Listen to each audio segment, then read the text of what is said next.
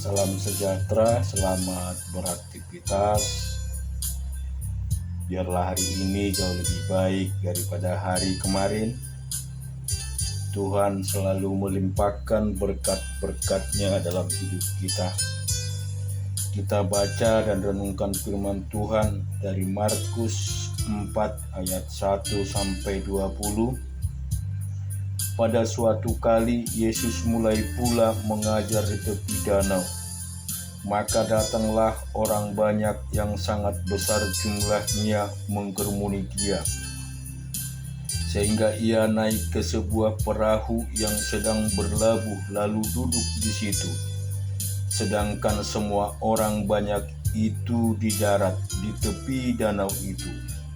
Dan Ia mengajarkan banyak hal dalam perumpamaan kepada mereka. Dalam ajarannya itu Ia berkata kepada mereka, "Dengarlah, adalah seorang penabur keluar untuk menabur. Pada waktu ia menabur sebagian benih itu jatuh di pinggir jalan. Lalu datanglah burung dan memakannya sampai habis. Sebagian jatuh di tanah yang berbatu-batu, yang tidak banyak tanahnya. Lalu benih itu pun segera tumbuh karena tanahnya tipis. Tetapi sesudah matahari terbit, layulah ia dan menjadi kering karena tidak berakar. Sebagian lagi jatuh di tengah semak duri, lalu makin besarlah semak itu dan menghimpitnya sampai mati, sehingga ia tidak berbuah. Dan sebagian jatuh di tanah yang baik, ia tumbuh dengan suburnya dan berbuah. Hasilnya ada yang 30 kali lipat, ada yang 60 kali lipat, ada yang 100 kali lipat."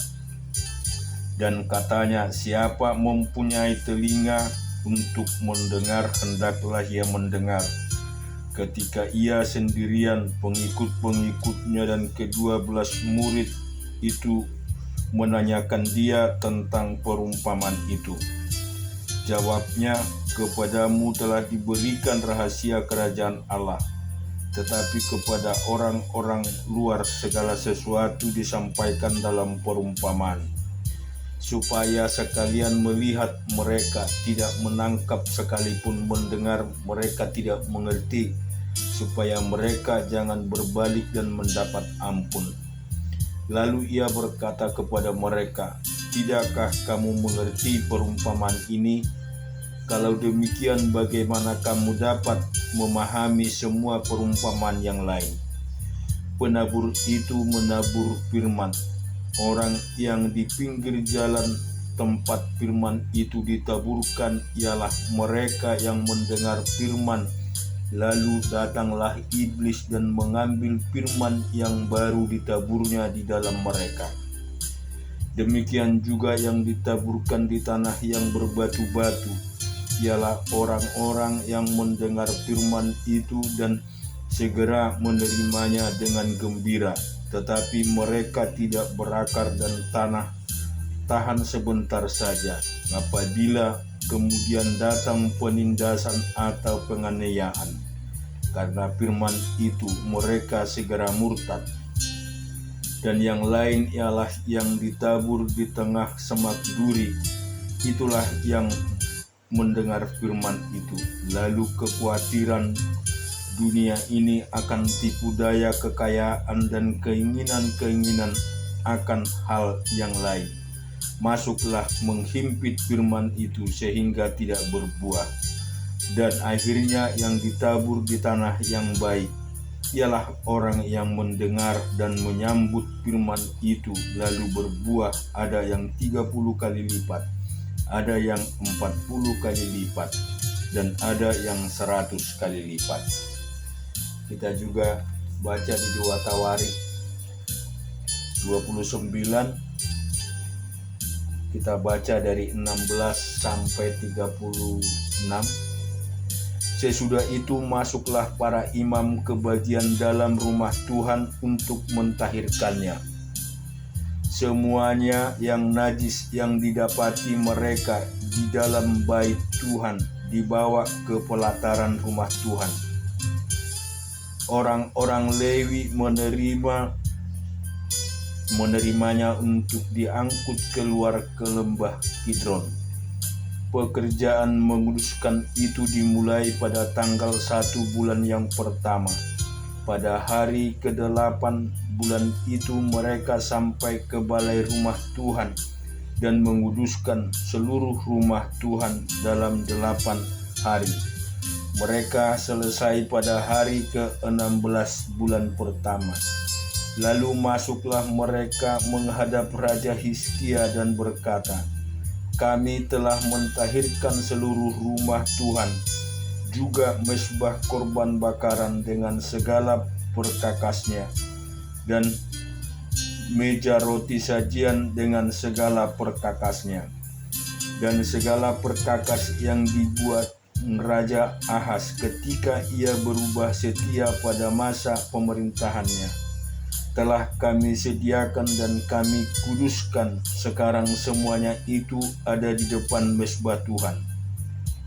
Maka pagi-pagi Raja Hizkia mengumpulkan pemimpin-pemimpin kota dan pergi ke rumah Tuhan. Mereka membawa 7 ekor lembu jantan, 7 ekor domba jantan, 7 ekor domba muda, dan 7 ekor kambing jantan sebagai korban penghapusan dosa yang keluarga raja, untuk tempat kudus dan untuk Yehuda. Ia memerintahkan anak-anak Harun, yakni para imam, untuk mempersembahkannya di atas mezbah Tuhan. Lalu mereka menyembelih lembu-lembu itu. Para imam menerima darahnya dan menyiramkannya pada mezbah. Kemudian mereka menyembelih domba-domba jantan dan menyiramkan darahnya pada mezbah. Sesudah itu mereka menyembelih domba-domba muda dan menyiramkan darahnya pada mezbah. Selanjutnya mereka membawa kambing-kambing jantan yang akan menjadi korban penghapusan dosa ke hadapan raja dan jemaat. Mereka meletakkan tangannya ke atas kambing-kambing itu, dan para imam menyembelihnya dan mempersembahkan darahnya di atas mezbah sebagai korban penghapusan dosa untuk mengadakan perdamaian bagi seluruh Israel. Sebab raja telah memerintahkan untuk mempersembahkan korban bakaran dan korban penghapusan dosa itu bagi seluruh Israel.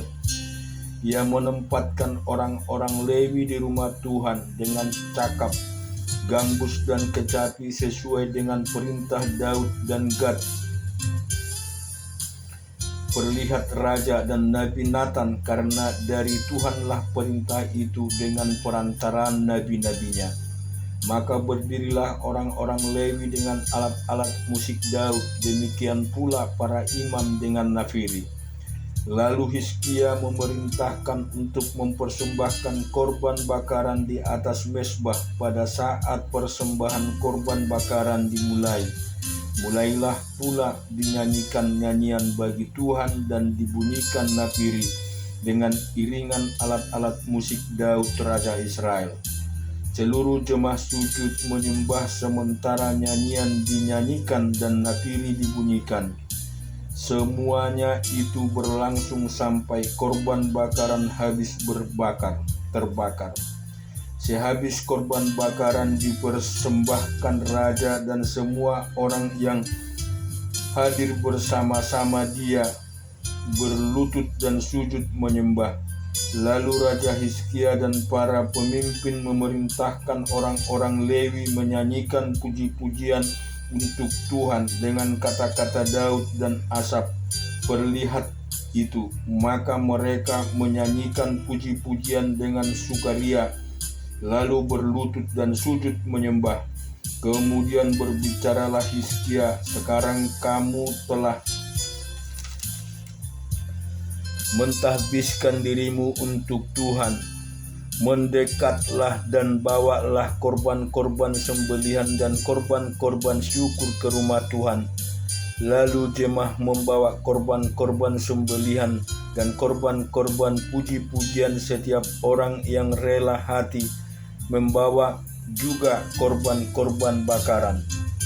Jumlah korban bakaran yang dibawa jemaah ialah lembu 70 ekor, domba jantan 100 ekor, dan domba muda 200 ekor, semua sebagai korban bakaran bagi Tuhan. Persembahan-persembahan kudus terdiri dari lembu sapi 600 ekor dan kambing domba 300 ekor. Tetapi jumlah imam terlalu sedikit sehingga mereka tidak sanggup menggeluti semua korban bakaran. Oleh sebab itu saudara-saudara mereka, orang-orang Lewi, membantu mereka sampai pekerjaan itu selesai, dan sampai pada imam menguduskan dirinya, sebab orang-orang Lewi itu lebih bersungguh-sungguh menguduskan dirinya daripada para imam. Lagi pula korban bakaran itu banyak dengan segala lemak korban keselamatan dan segala korban curahan pada korban-korban bakaran itu. Demikian ibadah di rumah Tuhan ditetapkan kembali. Hizkia dan seluruh rakyat bersukacita akan apa yang telah ditetapkan Allah bagi bangsa itu, karena hal itu terjadi dengan tak disangka-sangka. Kita juga baca di Kejadian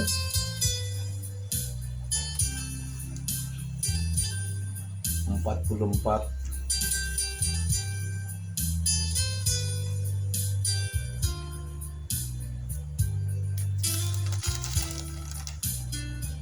dari ayat 18 sampai 34.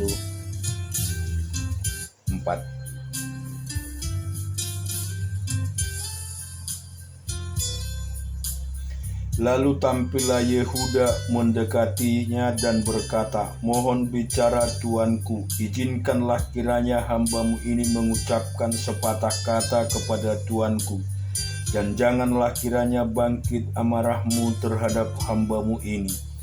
Sebab tuanku adalah seperti Firaun sendiri. Tuanku telah bertanya kepada hamba-hamba ini, masih adakah ayah atau saudara kamu? Dan kami menjawab, tuanku, kami masih mempunyai ayah yang tua dan masih ada anaknya yang muda yang lahir pada masa tuanya.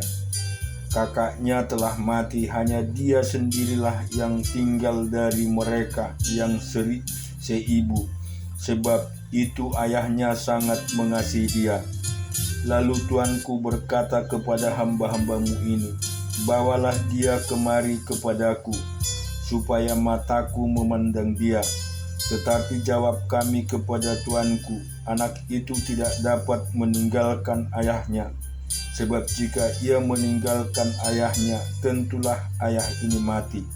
Kemudian tuanku berkata kepada hamba-hambamu ini, "Jika adikmu yang bungsu itu tidak datang kemari bersama-sama dengan kamu, kamu tidak boleh melihat mukaku lagi. Setelah kami kembali kepada hambamu ayahku, maka kami memberitahukan kepadanya perkataan tuanku itu. Kemudian ayah kami berkata, 'Kembalilah kamu membeli sedikit bahan makanan bagi kita.' Tetapi jawab kami, 'Kami tidak dapat pergi ke sana jika adik kami yang bungsu bersama-sama dengan kami. Barulah kami akan pergi ke sana, sebab kami tidak boleh melihat muka orang itu, apabila adik kami yang bungsu tidak bersama-sama dengan kami.' Kemudian berkatalah hambamu ayahku kepada kami, 'Kamu tahu bahwa istriku telah melahirkan 2 orang anak bagiku, yang seorang telah pergi daripadaku, dan aku telah berkata, tentulah ia diterkam oleh binatang buas, dan sampai sekarang aku tidak melihat dia kembali. Jika anak ini kamu ambil pula daripadaku, dan ia ditimpa kecelakaan, maka tentulah kamu akan menyebabkan aku yang ubanan ini turun ke dunia orang mati karena nasib celaka. Maka sekarang apabila aku datang kepada hamba-Mu ayahku, dan tidak ada bersama-sama dengan kami anak itu, padahal ayahku tidak dapat hidup tanpa dia, tentulah akan terjadi apabila dilihatnya anak itu tidak ada, bahwa ia akan mati. Dan hamba-hamba-Mu ini akan menyebabkan hamba-Mu ayah kami yang ubanan itu turun ke dunia orang mati karena duka cita.